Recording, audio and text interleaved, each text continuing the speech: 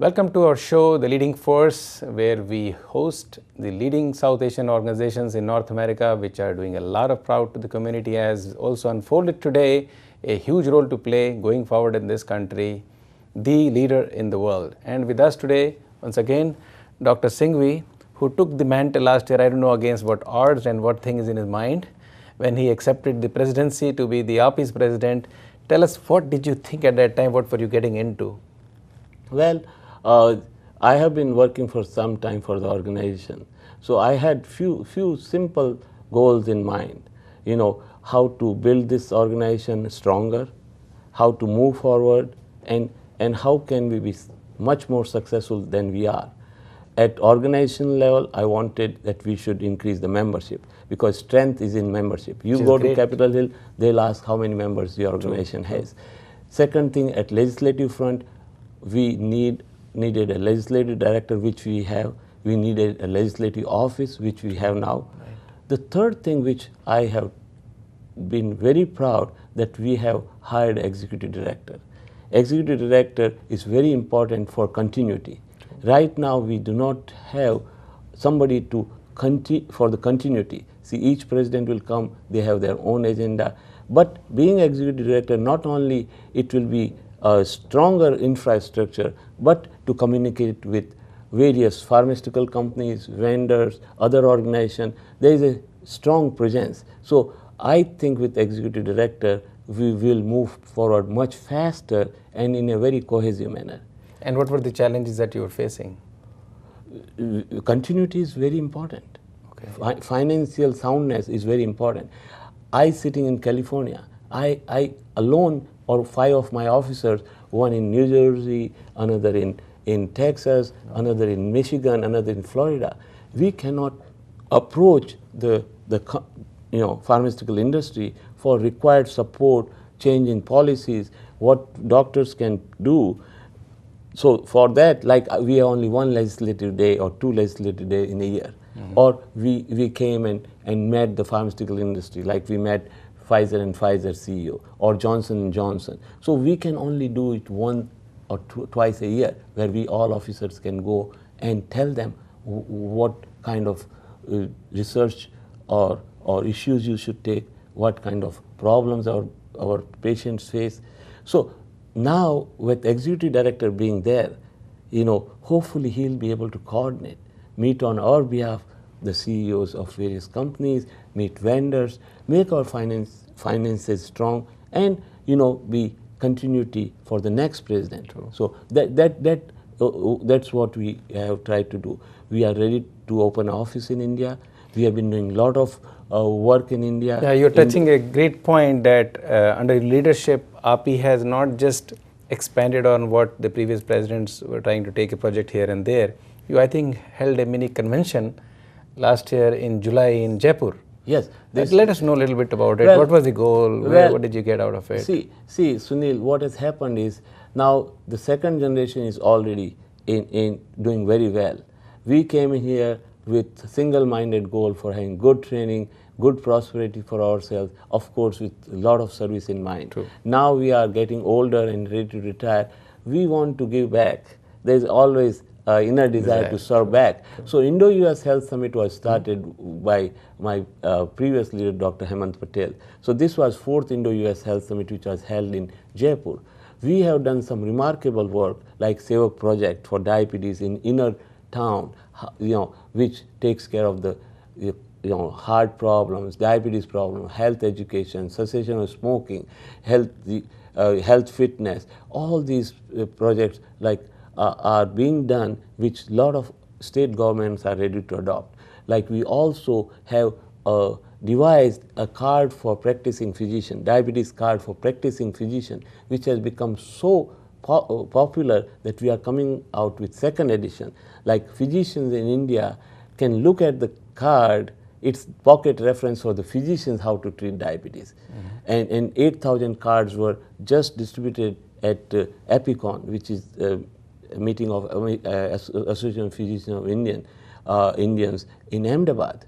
Today, India is probably in the same breath spoken about as US. I think this is the second most important country today, talked about in every way, whichever way. They have taken a leap in the IT industry, they have taken a leap in the education industry, and coming to Dr. Mamta, India really needs a true renaissance in the healthcare area, which is the biggest area that India needs to go into.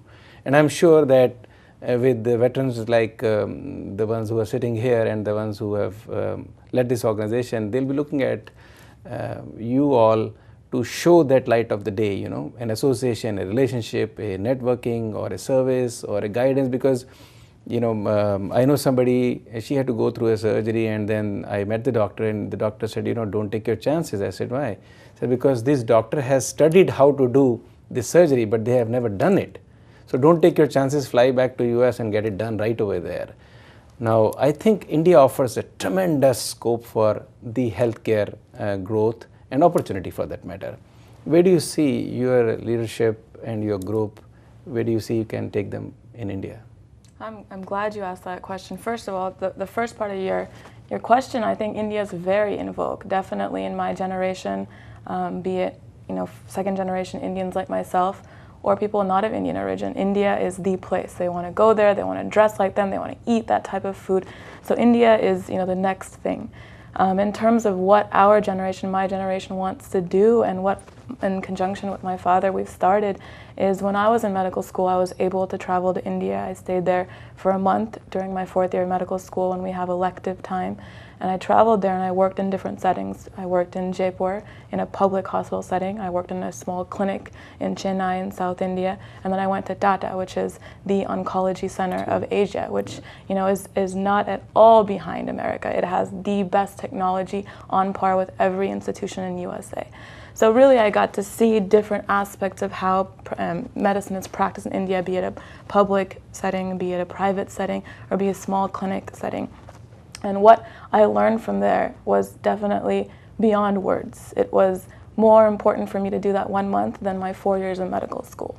And so when I became president of this organization, what I told my father I'd like to start is an externship program, which I started in conjunction with Dr. Shah as well, who's been extremely supportive of sending 4th year medical students, residents, fellows to India, be it India or be it a country of your choice. We're stressing India, but definitely wherever you'd like to go, we're willing to support a $1,500 stipend for these people to learn, to want to give back, to be able, it's a two-way street. As much as we're giving back, we're also learning that much in different ways. So that was one of my biggest goals this year, as well as achievements, because of the people who are sitting here with me. That'll really help going forward, and obviously they're all looking at you with your leadership into this organization. And you touched Dr. Shah.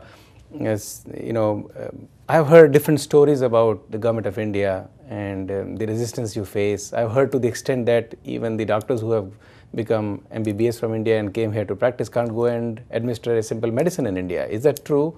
And what kind of cooperation you get from the government of India? I think, let me address your question about going and giving the medicine. Right.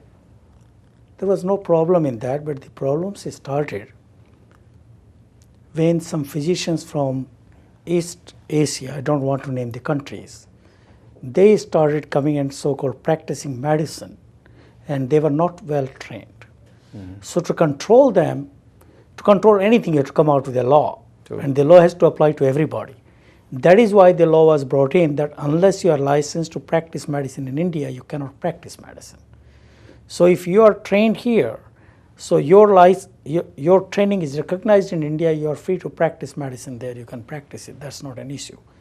But you require information or license, permission first to treat. Okay. This is to control the so-called doctors who are actually not doctors. They came from China and the other areas, to be honest with you. Okay. And that is why this rule came in. That not that if you are well trained and fine, that's not an issue. So this was just a so confusion. We have camps actually. We do so many camps, and I'm also chairman of the API Charitable Foundation. So we support 14 clinics in India, And so we don't face that kind of problem. We let them know beforehand this is coming. And It how is the not- reception from the government of India? Because I believe every time Prime Minister is even visiting here, they'll make a private appointment with the API president at that time. Yes, we have been working very closely with Government of India. And Dr. Singhvi probably, if he gets time, he will explain more, that they have also set up a called think tank. Even when we did our Indo-US Health Summit, it was not unilaterally by by API. It was in conjunction with Indian Medical Council of India, as well as IMA, Indian Medical Association of India. So when the leaders of the two countries sit down and they see what the problems are, and India's problems are different than the United States problem. Sure. So just like Dr. Singhvi pointed out diabetes, we sat down with them and said, listen, this is what we think can be done, what can be achieved. I give an example. I was in India and there is a 2-year-old boy who fell from a roof and he was perfectly fine. So his grandfather came to me, he said, you are a doctor from US, tell me, is a CAT scan really necessary? Because it will cost me 1,600 rupees.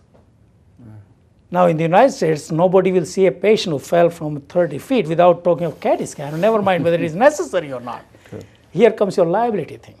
Needless to say, there are 2 physicians of Indian origin sitting next to me. They said, don't worry, he'll be fine. I said, guys, he has head injury. He said, look, fine. And you know what? I told him, go and get a CAT scan. The guy put 1,600 rupees from his pocket. He got a CAT scan. CAT scan was negative. Patient was fine, but he lost his 1,600 rupees. The point I'm making is, that's why what Mamta was saying, we go and see what type of medicine is practiced there. Sure. So the rules are different, but they are not antagonized. They actually work very closely with us. Okay. But nobody, whether they are doctor or not, they don't want to be, taught, and they don't want to be treated like as if you are coming from moon and you know something which they don't. So it is, we learn from them, they learn from us, and we don't have, Dr. Sim can vouch for that, but I don't think we have any problem, API has any problem in working with AMA, IMC, or the health ministry. With him now stepping down as the president, where do we want to put him into? AMA, Capitol Hill, API's entry into India. We have to make sure that with the work that he has done in last 1 year as a president, because that's totally, he guides the organization. I think it's time we have a man in the AMA.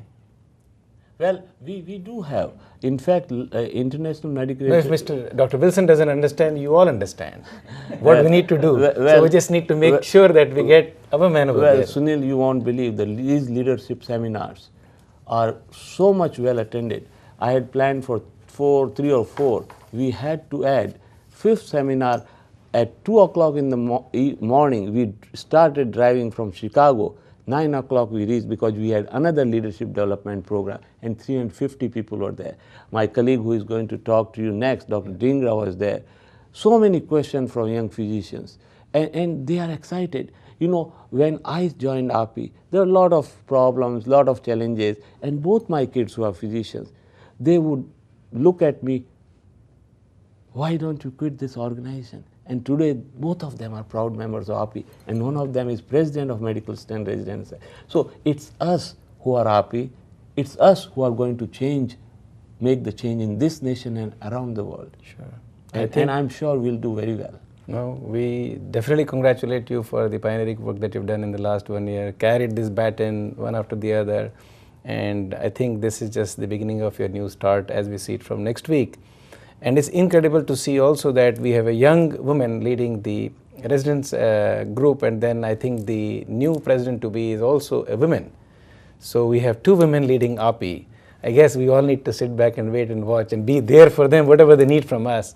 And we as a media are surely promising you, we'll make sure all the messages that you will continue to give it to us, we will disseminate to the largest audience in the world, because the world is becoming smaller.